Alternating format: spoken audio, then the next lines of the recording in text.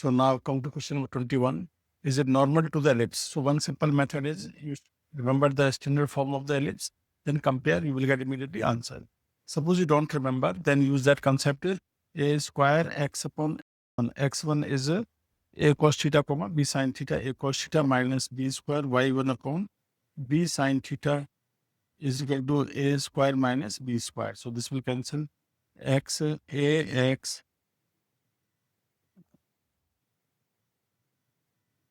upon cos theta or ax sec theta minus by cosec theta is equal to a square minus b square.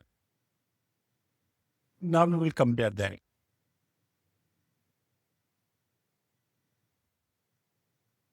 Mx minus y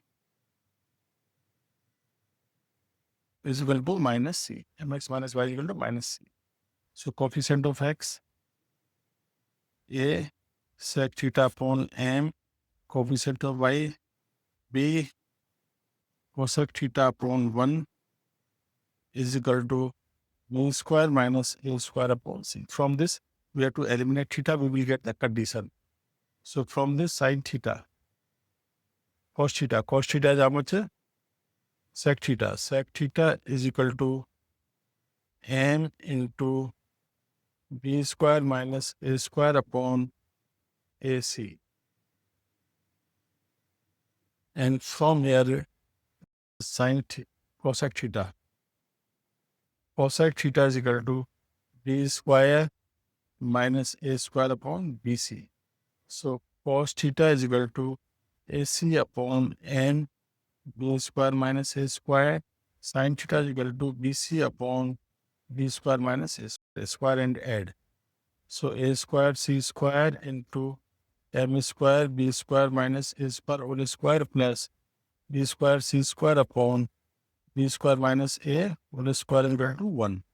So this must give the answer. B square minus a square c square send that side.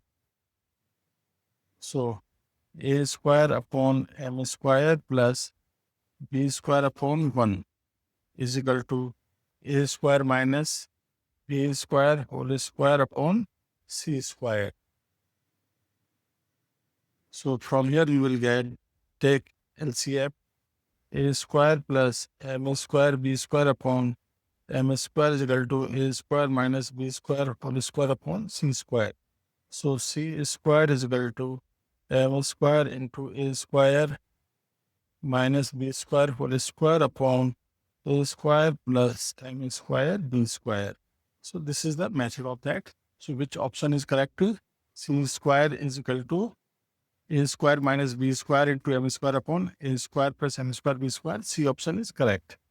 This is basically proof of this formula. That is all. So thank you.